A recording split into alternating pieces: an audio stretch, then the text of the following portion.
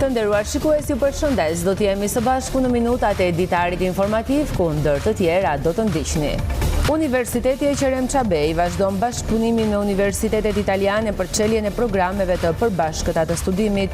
Këtë herë së bashku me Universitetin e Piemontes ofrojnë për të rinj të degën infermieristik në ciklin bachelor, e cila hyn në ofertën e vitit akademik 2026-2027. Interesi për turizmin kulturor në Gjirokastër vion të jetë në rritje. Vetëm gjatë periudhës janar-korrik, kalan e Gjirokastrës e kanë vizituar rreth 130.000 turistë, duke shënuar një rritje prej 12.000 vizitorësh, krahasuar me të njëjtën periudhë të vitit të kaluar. Në Universitetin e Gjirokastrës u mbajt një takim informues mbi mundësitë për aplikime projekte kërkimore në sitin arkeologjik të Butrintit. Nga AADF u prezantuan fushat prioritare si mjedis, arkeologji, histori, turizëm, ngritje kapacitetesh e projekte për komunitetin. 150 fëmijë nga njësitë vendore të Jugut morën pjesë në kampin e përvitshëm që organizohet nga Mitropolia e Shenjtë në Gjirokastër në kishën e Shën Pandalejmonit të fshatit Likomil në Dropullin e Sipër. Ky kamp funksionon prej fillimit të viteve 2000. Ju njohim tani më gjërësisht. Universiteti e Qerem Çabej vazhdon bashkëpunimin me universitetet italiane për çeljen e programeve të përbashkëta të studimit. Këtë herë së bashku me Universitetin e Piemontes ofrojnë për të rinj të degën infermieristik në ciklin bachelor, e cila hyn në ofertën e vitit akademik 2026-2027. Për vitin e ri akademik, Universiteti i Gjirokastrës ofron edhe një program të ri në fushën e shëndetit. Është programi përbashkët studimi me Universitetin e Piemontes në Itali me diplomë të dyfisht bachelor në infermieristik. Ky program studimi është një program i përbashkët me Universitetin e Piemonte Orientale Itali. Në këtë program studimi, studentët do të fitojnë në fund të ciklit të studimit një diplomë të përbashkët duale. Ne jemi përpjekur dhe kemi synuar që të hartojmë një program konform standardeve më të mira të arsimit të lartë. Në fund të këtij programi, ne synojmë të përgatisim profesionistë të kujdesit shëndetësor, të aftë, kompetent dhe të përgjegjshëm për të përballuar sfidat moderne që shëndeti dhe kujdesi shëndetësor do të vendosi përballë tyre. Investimi në arsim është investimi më i mirë për të ardhmen. Lëndët që përfshihen në këtë program janë të inkuadruara te kujdesi infermieror dhe studentët kanë mundësi zgjedhje ta zhvillojnë atë në cilën gjuhë që dëshirojnë, mes shqipes, anglishtes dhe italishtes. Studentët do të kenë akses të bëjnë një përzgjedhje nëse diplomën do ta kenë me logon e Universitetit e Qerem Çabej apo me logon e Universitetit të Piemontes. Është një diplomë e cila në vetvete ka akses për faktin sepse programi i studimit ku do të zhvillohet lënda do të jenë në 3 gjuhë, në gjuhën shqipe, në gjuhën angleze dhe në gjuhën italiane. Gjithashtu në kuadër të zhvillimit të këtij programi të studimi, studentët nuk do të kenë vetëm aksesin e mobiliteteve në aspektin e praktikave, siç ka ndodhur deri më sot, por do të kenë akses edhe të zhvillimit të mobiliteteve në lidhje me lëndët klinike dhe me praktikat infermierore. Kjo përbën njërisi për faktin sepse studentët tanë në këtë cikël studimi do të zhvillojnë jo vetëm mobilitete në aspektin e orëve të praktikës, por edhe në lidhje me lëndët klinike. Ata do të zhvillojnë semestra mësimor, do të zhvillojnë lëndë klinike dhe do të kenë akses që të vlerësohen nga pedagog italian në lëndët të cilat ata do të zhvillojnë pranë Universitetit të Piemontes. Çelja e kësaj dege të re bazohet në indikator institucional shëndetësor të punësimit në nivel rajonal, kombëtar dhe europian. Sipas Zamir Allahut, përgjegjëse e grupit mësimor kërkimor i lëndëve klinike, prioritet do të kenë orët e praktikës profesionale. Çelja e programit të përbashkët të studimit bachelor në infermieristik bazohet në indikator institucional shëndetësor të punësimit në nivel rajonal, kombëtar dhe europian. Shtimi i numrit të spitaleve rajonale, të spitaleve private, punësimi në shëndetin paliativ, kërkon përgatitjen e infermierëve kompetent dhe shumë të përgatitur për këto fusha të infermieristikës. Plani mësimor i programit të përbashkët ka disa prioritete në krahasim me planet tona ekzistuese. Një prioritet shumë i dukshëm është numri i orëve të praktikës profesionale, e cila do të zhvillohet në 3 vite akademike, në vitin e parë dhe të dytë me 500 orë dhe në vitin e tretë me 750 orë. Ky është një hap i rëndësishëm për Universitetin e Gjirokastrës, për studentët që zgjedhin fushën e shëndetit dhe për rajonin, ku nevoja për profesionistë të mirë informuar mbetet e lartë. Interesi për turizmin kulturor në Gjirokastër vijon të jetë në rritje. Vetëm gjatë periudhës janar-korrik, kalane e Gjirokastrës e kanë vizituar rreth 130.000 turist, duke shënuar një rritje prej 12.000 vizitorësh krahasuar me të njëjtën periudhë të vitit të kaluar. Fluks të lartë vizitorësh kanë regjistruar edhe objektet e kultit, muzeet dhe sitet e tjera turistike në qark. Kalaja e Gjirokastrës vijon të mbetet destinacioni më i vizituar turistik në jug të vendit. Fluksi i turistëve vendas dhe të huaj ka shënuar rritje edhe gjatë këtij sezoni veror, duke konfirmuar interesin në rritje për qytetin muze dhe trashëgimin e tij kulturore. Sipas të dhënave të drejtorisë rajonale të trashëgimisë kulturore, nga muaji janar e deri më tani, kalane e Gjirokastrës e kanë vizituar rreth 130.000 turist ose afro 12.000 më shumë krahasuar me të njëjtën periudhë të një viti më parë.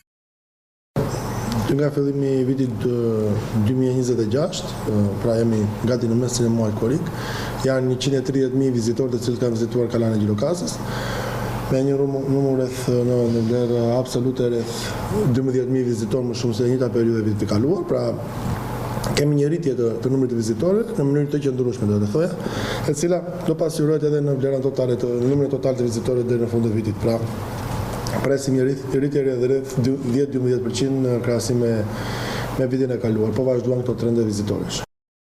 Rritja e numrit të vizitorëve është reflektuar edhe në monumentet e tjera të trashëgimisë kulturore në qark. Objektet e kultit, sitet arkeologjike dhe muzeet kanë pritur një numër të konsiderueshëm turistësh, të tërhequr nga historia, arkitektura dhe vlerat e veçanta që ofron kjo zonë. Në zonën e Antigones kemi një rritje të numrit të vizitorëve, gjithashtu edhe në objektet e kultit, siç është përmendja në kishën e Labovës të Kryqit apo në disa objekte të tjera të zonës së përmetit, pra Leusa apo kisha e Kosinës, të cilat janë objekte realisht të veçanta.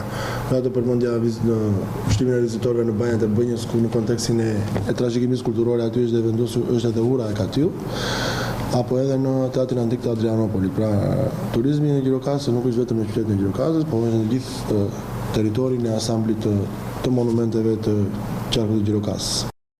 Me sezonin turistik që vijon të jetë në kulmin e tij, institucionet e trashëgimisë kulturore presin që numri i vizitorëve të vazhdojë të rritet edhe më tepër gjatë javëve në vijim. Në Universitetin e Gjirokastrës u mbajt një takim informues mbi mundësitë për aplikime projekte kërkimore në sitin arkeologjik të Butrintit. Nga ADF u prezantuan fushat prioritare si mjedis, arkeologji, histori, turizëm, ngritje kapacitetesh e projekte të tjera për komunitetin. Fondacioni për Menaxhimin e Butrintit në bashkëpunim me ADF dhe programin RID kanë hapur thirrjen për grante për kërkime shkencore në Butrint. Për këtë, një sesion informues u zhvillua në Universitetin e Qrem Qabej në Gjirokastër. Sesioni informues i zhvilluar nga ADF u dha pjesëmarrësve mundësinë të njihen më nga afër me grantet kërkimore për Butrintin, siti i trashëgimisë botërore të UNESCO-s, si dhe me procesin e aplikimit. Jemi në Universitetin e Gjirokastrës për të prezantuar një thirrje speciale që kemi hapur në kuadër të projektit RID. Projekti RID është ekspertiza ndërkombëtare e diasporës akademike në Shqipëri për kërkimin shkencor, një projekt i financuar nga Fondacioni Shqiptaro-Amerikan për Zhvillim që implementohet për disa vite në universitetet tona, dhe për herë të parë kemi hapur një thirrje në bashkëpunim me Fondacionin për Menaxhimin e Butrintit për kërkim shkencor që lidhet me zonën e Parkut Arkeologjik të Butrintit. Nëpërmjet planit integruar të menaxhimit të Butrintit kanë dalë disa prioritete, siç është konservimi, arkeologjia, ekologjia që lidhen me Parkun e Butrintit, dhe në këtë kuadër, në këtë aspekt ne kemi hapur një thirrje të specifike dhe ftojmë të gjithë universitetet kërkuesit shkencor nga diaspora akademike dhe nga universitetet në Shqipëri për të aplikuar për një grant kërkimor deri në 25 milion lekë të vjetra për aktivitete kërkimore që lidhen me zhvillimin e zonës së Butrintit. Në projekti RID në Universitetin e Gjirokastrës mund të themi që është shumë i suksesshëm. Vitin e kaluar ne kemi pasur 5 projekte fituese të implementuar në universitet dhe këtë vit me kohortën e re të sapo shpallur kemi një tjetër projekt fitues në fushën e edukimit. Projekti RID vazhdon të implementohet në universitetet shqiptare dhe aktualisht janë rreth 151 projekte të financuara dhe të fituara nga akademikët e diasporës dhe akademikët në universitetet në Shqipëri. Aktiviteti solli në vëmendje rëndësinë e kërkimit shkencor mbi trashëgimin kulturore dhe krijoi një hapësirë informimi për student, studiues dhe profesionistë interesuar për studimet mbi Butrinti. 150 fëmijë nga njësitë vendore të Jugut morën pjesë në kampingun e përvitshëm që organizohet nga Mitropolia e Shenjtë në Gjirokastër, në kishën e Shën Pandelejmonit të fshatit Likomil në Dropullin e Sipërm. Ky kamping funksionon prej fillimit të viteve 2000. Kampingu veror në kishën e Shën Pandelejmonit të Dropullit të Sipërm funksionon prej fillimit të viteve 2000, pas iniciativës së Mitropolisë së Shenjtë Gjirokastër. 50 fëmijë frekuentuan edhe si vjet kampingun e Likomilit. Kampingu veror i Mitropolisë së Shenjtë të Gjirokastës funksionon çdo vit këtu në Shën Pandelejmonin e fshatit Likomil në Dropullin e Sipërm. Edhe si vjet ishin me dhjetra fëmijë nxënës të Dropullit, të Pogonit, të Gjirokastës, të Libovës, por edhe të bashkive të tjera në qarkun e Gjirokastës dhe të Vlorës, të cilët frekuentuan kampingun që dëshmoi edhe një herë se dashuria për natyrën, dashuria për njëri tjetrin është më e madhe, më e dhimbshur se vetë realiteti që jetojmë. Përveç kishës së Shën Pandelejmonit, fshatat e kësaj zone kanë disa monumente të tjera të kulturës dhe të natyrës, ku vizitojnë objektet e kultit dhe natyra magjepse me zgjatimet e parkut natyron Bredi Sotirës. Kështu që fëmijët të cilët frekuentojnë kampingun e Likomilit kanë mundësi të njihen me bukuritë natyrore dhe vlerat kulturore të gjithë zonës. Kisha e Shën Pandelejmonit feston. Feston dhe do të mbledh me dhjetra, me qindra banor të Likomilit, të 9 fshatrave përreth, por edhe banor të tjerë të Dropullit. Do të vinë këtu të festojnë dhe të kujtojnë traditën e lashtë, traditën dropullite, traditën e besimit fetar, por edhe traditën e folklorit të larmishëm të zonës. Shoqatat e emigrantëve në Greqi po shqyrtojnë mundësinë e organizimit dhe të aktiviteteve të tjera gjatë muajit gusht në ambjetet e kishës së Pandelejmonit në Likomil të Dropullit të Sipërm. Çatit e gurta, simboli arkitekturës karakteristike të Gjirokastrës, vazhdojnë të ruhen falpunës së mjeshtërve që prej dekadave e janë përkushtuar këtij zanati. Megjithse restaurimi i monumenteve dhe zhvillimi i turizmit kanë rritur kërkesën për këtë profesion, mungesa e brezit të ri rrezikon vazhdimsinë e një prej zanateve më të vjetra të qytetit muze. Çatit e gurta janë një nga elementët më të spikatur që i japin identitet qytetit të Gjirokastrës. Ato janë pjesë e trashëgimisë arkitekturore që dallon qytetin muze dhe ruajtja e tyre kërkon mjeshtëri, përvojë dhe përgjegjësi. Një prej mjeshtërve që prej shumë vitesh i është përkushtuar këtij zanati është Bledar Hatika. Profesionin e ka trashëguar nga jati dhe prej rinis vazhdon të punojë në restaurimin e çative të gurta të banesave karakteristike, duke kontribuar në ruajtjen e vlerave autentike të Gjirokastrës. Ai thotë se kjo është një punë e vështirë ku çdo ndërhyrje kërkon kujdes maksimal dhe njohje të mirë të teknikave tradicionale. Profesion e kam trashëgimi nga babai tim, i cili ishte mjeshtri më i mirë në qytetin e Gjirokastrës.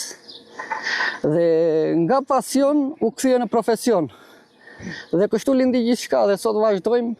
Jemi ditë për ditë me çative të gurta. Vështirësi kanë sepse jemi gjithmonë në terrene të papërshtatshme, nuk jemi në shesh si profesionet e tjera, majspretheve. Vështirësi ka, po mbi të gjitha është profesion shumë i bukur. Është profesion që e bëjmë me dëshirë dhe me këtë profesion, nëse flasim për identitet të Gjirokastrës, Gjirokastra janë vetëm nga këto çati, identiteti i saj është vetëm çatit e gurta, kallëdrëmet dhe harqja e Qemere Kube. Kjo është identiteti tonë.